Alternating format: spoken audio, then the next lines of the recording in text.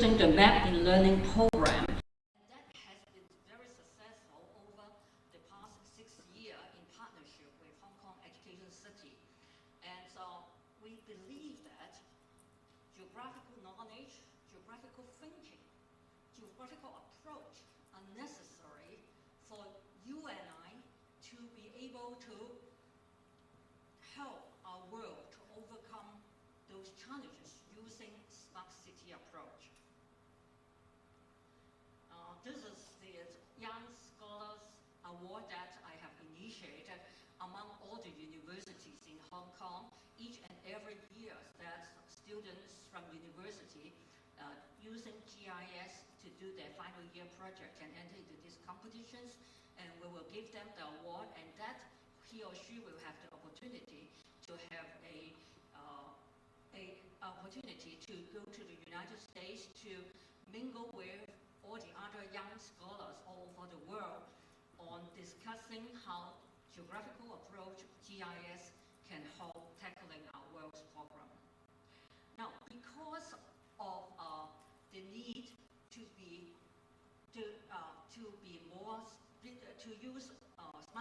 to use ICT, information communication technology for smart city development, and we need data.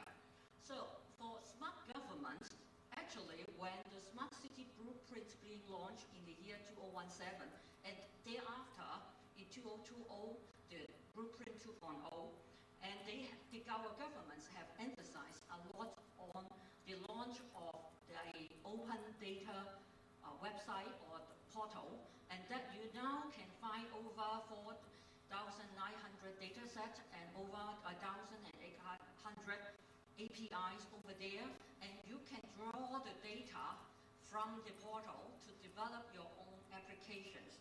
And there is a trend all over the world to promote the use of more open data to build smart applications for smart city development.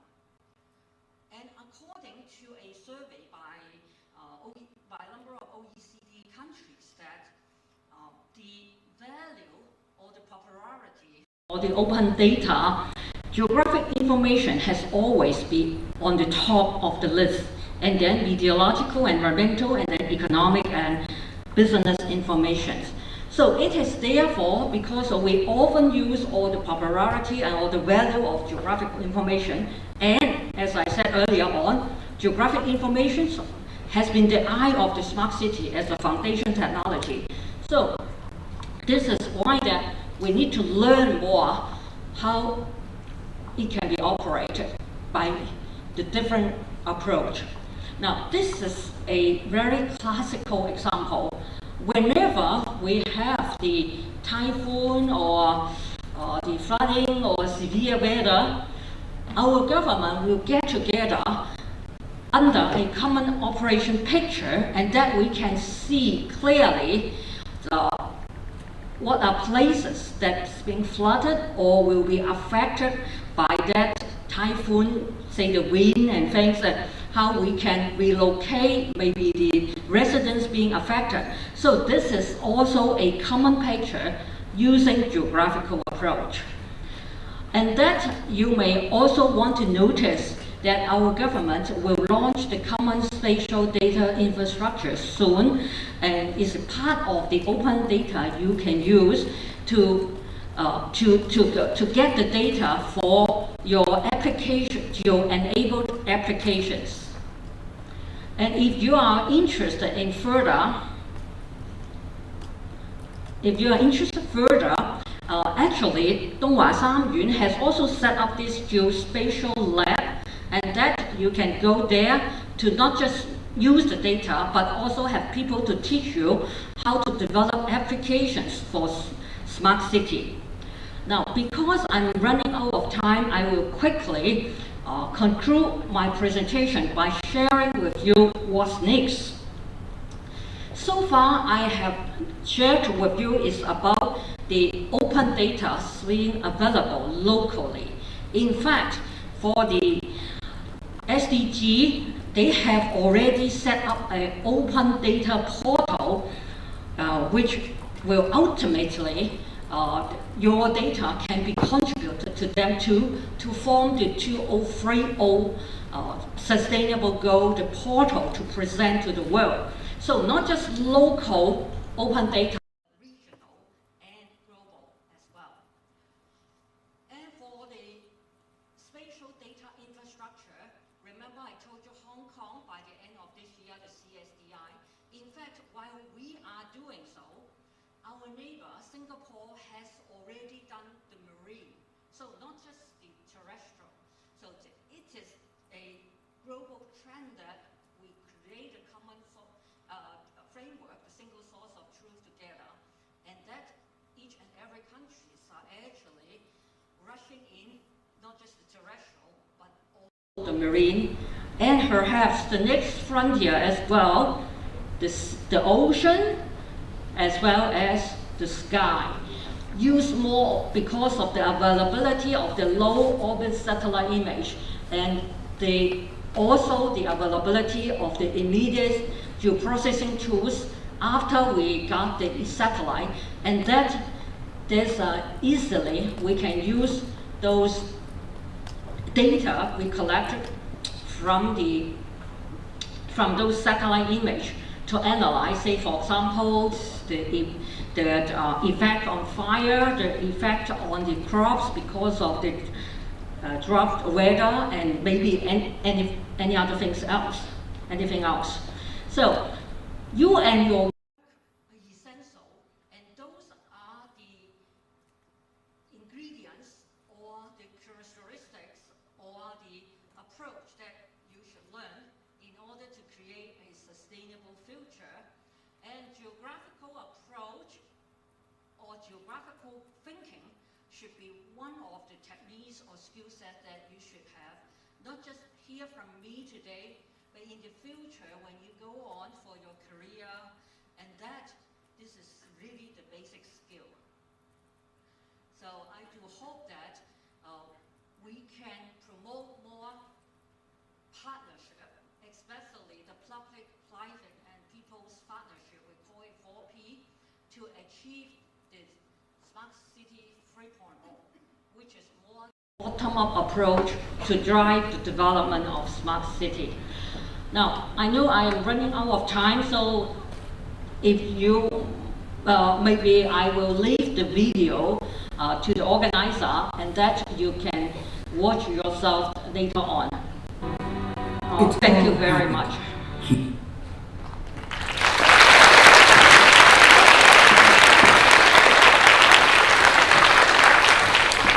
Thank you, Dr. Tang, for your insightful sharing. So we will now have a short Q&A session for delegates to raise any questions pertaining to Dr. Tang's speech. So if you have a question, please send your question to our Mentimeter. So you should have, or you would be receiving the link from your chairs right now. Please check your WhatsApp groups. Thank you.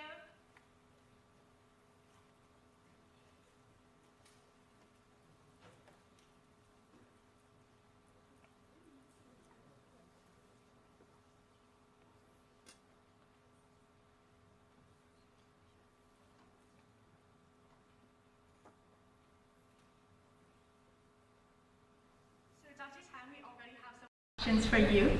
So the first question is, what can we as young people do to contribute to this future vision? Okay. Thank you for the question. So it's a very general question. So I just have the 4 words to you. Do good, do well. That is, first of all, you have to do good to yourself, to your family, to the world. And then when you have the ability, and you should do good and do well to others, and try to contribute more, not just consume, not just get, but see how you can help support others more. Maybe 好老土咁講啊，施比受更有福嚇。And then in order to do good and do well, now in your age, it's very important that you keep learning, absorbing more knowledge, and create wisdoms that you later on can be used to at least differentiate what is good and bad. But if you can, learn more the innovations and technology and be more creative. Learn something new each day. Try to do something new each day. And think different approach. So we should not just limit ourselves to an inertia. That is something that we traditionally do, and we keep doing it every day. Yes, there's something we should, but say, 有禮貌, yeah, this is something, yes, we should do every day. But might be, say, for example, where today you go out from your home, you may be very often turn left to go to the bus station. Maybe later turn right, or you may see more. Something very simple. For example, I don't know how to make cake, and I want to learn making cake. I go to the bakery today. Something like that. It's very, very simple. It's not something that extraordinary. You can't do it, and that you would be more creative, and you would ask yourself to be more creative one day. And then you care more the people surrounding you, care those that may need your help.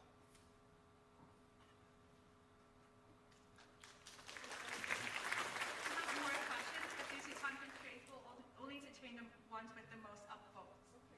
Okay, so the next question is, would you say COVID-19 has alleviated global warming? So will global warming be more serious with COVID-19? Yeah, I would like to throw the questions to the floor. Anyone think yes? COVID-19 will lead to global warming. Raise your hand, please. Yeah, so many raise hands. For those that who think no, you should raise your hand, please, please. Not many, but still a few. I would say yes. Yes, the reason is not because it stopped us from all the activities and we have to stay home. You cannot see that. Actually, there are lots of more activities out there that has been happening. For example, more people need the distributions of, say, their food, medicines, and that. We need to use the different approach in doing so. Say, those car or truck or motor, we need to mobilize to do door-to-door transportations. And actually, it's not something using bus, public transport, and that will create a lot more pollutions. The same also true because of the limitation. We cannot plan well on the use of, say, cargo plane or the other kind of transportation. So usually, it's not being filled up before it has to fly. So things like that, you can see there's a lot of wastage. Of course that we are being stopped by just staying at home. But staying at home doesn't mean that it will reduce a lot of pollutions. Sometimes people, they may pollute even more when they stay home. There's a lot more activities than might be going out to work, something like that. So, but yes, this is a question that I can't answer just within 1 or 2 minutes, and we should have debate too. But to me, I would say yes. Okay, so we'll have one last question due to time constraints. So this question is, how can we balance economic growth and environmental protection? Yeah, this is very, very good questions. How to balance economic growth and environmental protection. For economic growth, yes, all countries and cities want more economic growth. That's why that each and every year, our country or our city will set the GDP growth rate. We set a goal, but sometimes we have to reduce it because of, say, that we were not able to achieve it, just in simply terms. However, there is a school of thought that environmental protections will reduce economic growth. To me, it's wrong. In fact, environmental protections can sometimes, or very often, I would say, enhance economic growth. For example, if our city has been less polluted, if our city is more efficient in terms of handling our waste, this is a more decent, a more beautiful city, right? And more people will like to come. More people will like to invest. And it is a place people know that we are environmental friendly. We like environmental, we like pleasant environment, and that both actually do not have lots of conflict. However, because of, say, the scarcity of land, like the case of Hong Kong, and we have to trade off, that is, a lot of people may not have a permanent home or property, and that we need to release the land for development. Then there's always create a conflict or illusions that environmental protection and economic development are actually in conflict. But when you look at the Northern Metropolis, the development plan, actually our government has already promised to give a long-term holistic plan for the conservation of the marsh area or wetland over there, while they also support a number of projects that lead to economic development in the region. Now, at the moment, there wasn't any of those plans. Much of those wetlands and marshlands are actually being left over, or actually not many people paying attention to them or visiting them or using it for conservation or tourism purpose. It's just left over. So in the long term, I would say they don't have any conflict at all. But in the short term, especially because of the Hong Kong situation, the scarcity of land, there's sometimes conflicting views, and it's always that we need to strike a balance. And that the Northern Metropolis is a good example that we should be able to do so. Thank you. Thank you, sir. Due to time constraints, we can only entertain those few questions. So again, thank you, Dr. Tang. And now we will ask you to stay on the stage, and on behalf of the ISMUN committee, we would like to present a token of appreciation to you.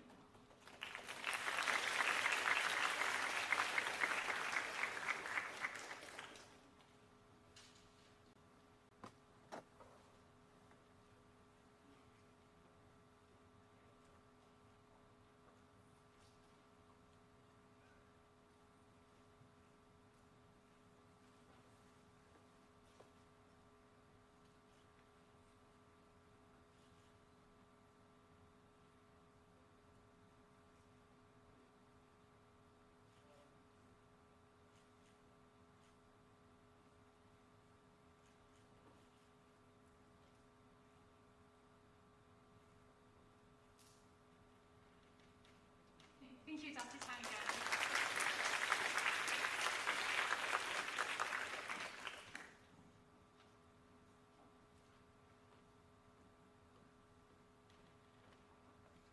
Next, we are honored to have Dr. Darwin Chen as our second guest speaker for today. Dr. Darwin Chen is Emeritus President of the UNESCO Hong Kong Association and the advisor of the UNESCO Global Peace Center. He was responsible for the performing arts, public libraries, and museums, while serving as Director of Cultural Services of the Hong Kong government, and subsequently served as Commissioner of Labor and Director of Buildings and Lands.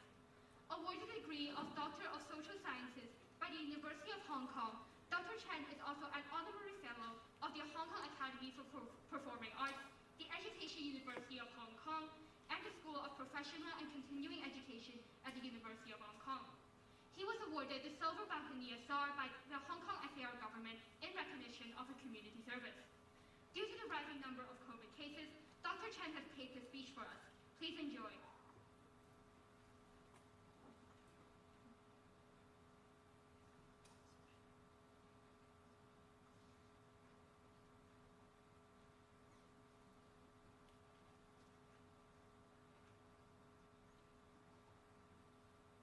morning, participants of Inter-School Model UN 2022. On behalf of UNESCO Hong Kong Association, I would like to congratulate all of you for holding this Model UN event despite the constraints of the coronavirus pandemic.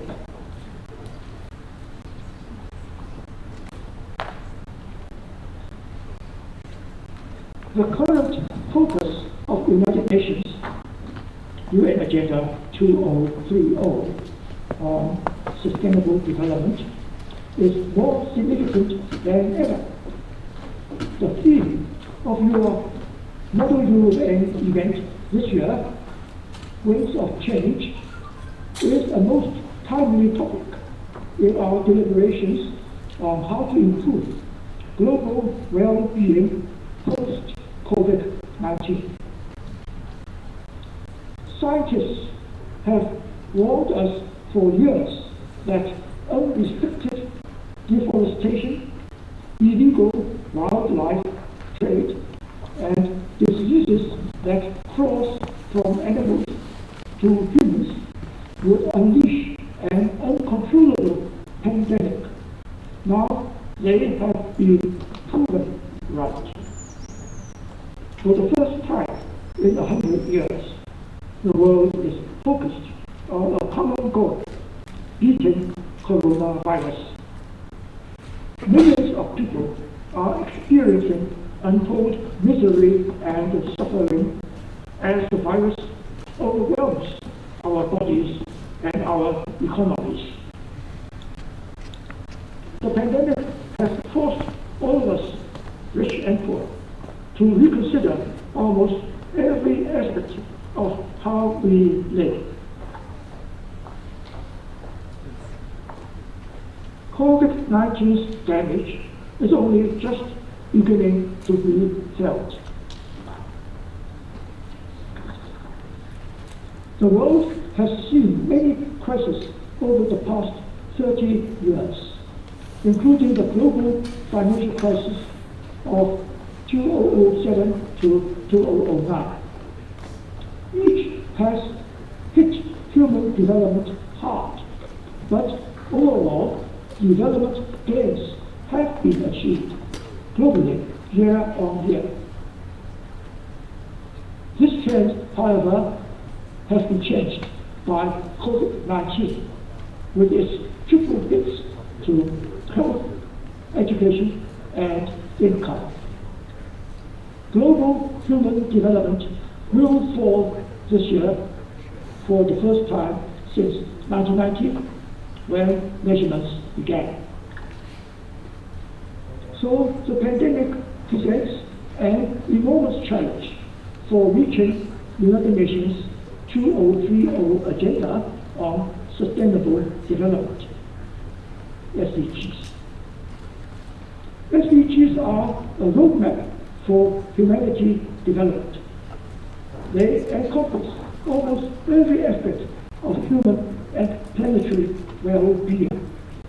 They have now received a grievous blow, one that will be far-reaching for years to come.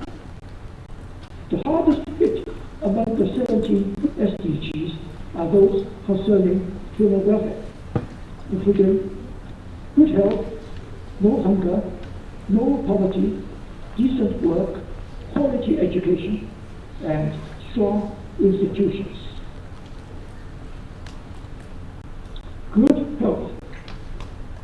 Even before the crisis, the world was falling behind in its efforts to ensure health care for everybody by 2030. Impressive gains have been made in recent years, including the declining infant and maternal mortality rates, turning the tide on HIV/AIDS, and halving malaria deaths. These progresses are now threatened, and we face possibly alarming setbacks, not just from the disease itself, but the knock-on effects of unfair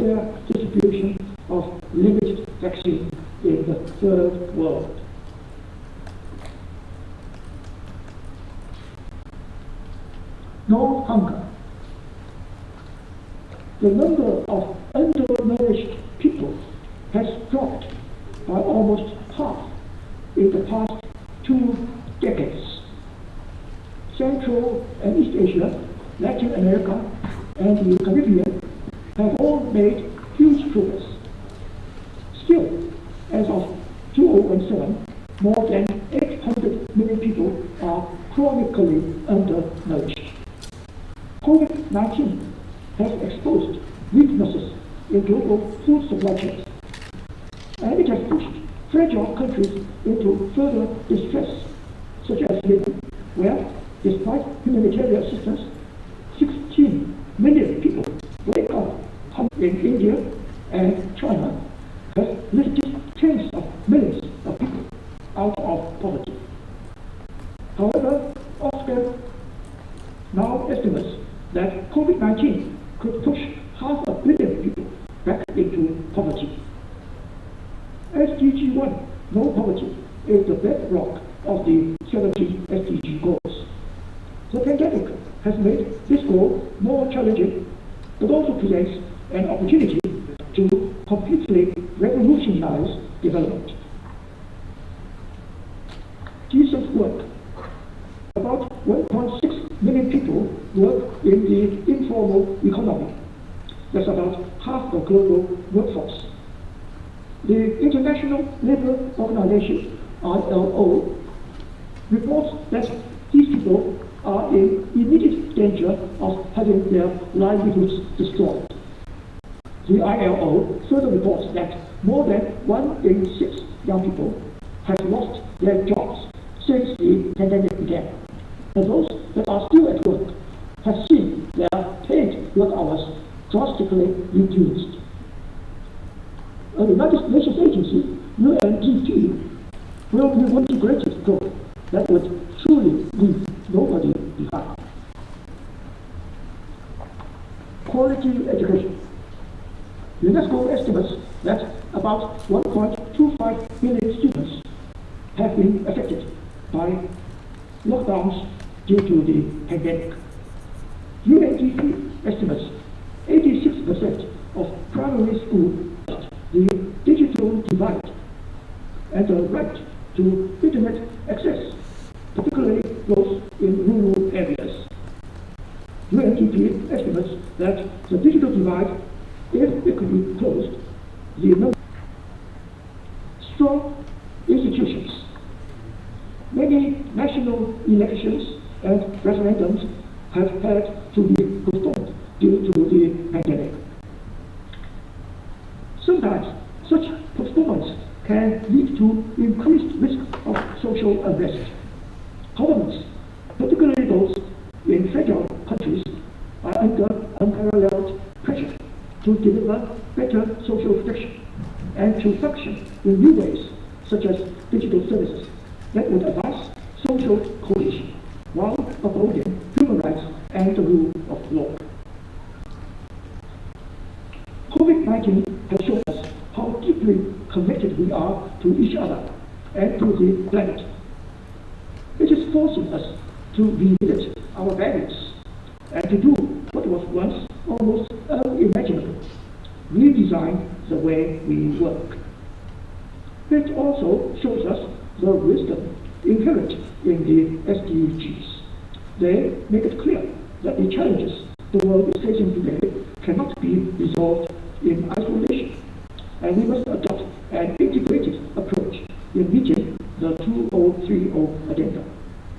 And in realizing the 17 SDGs, we should all aim higher, be bolder, and try to achieve the new normal of sustainability more smartly. We must persevere in our endeavors to build a greener and more inclusive future for our world. Thank you all for organizing the 2022 Inter-School Model UN project. Your participation here is a most welcome support to the mission of the United Nations, that is, global development and human progress. My best wishes to you all, and to have a stimulating and productive UN model event. Thank you.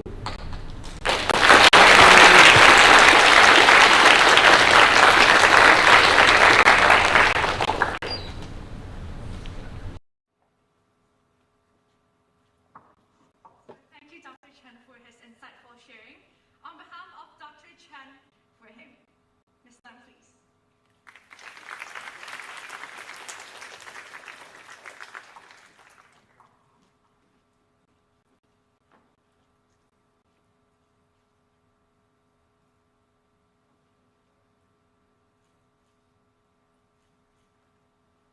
Thank you.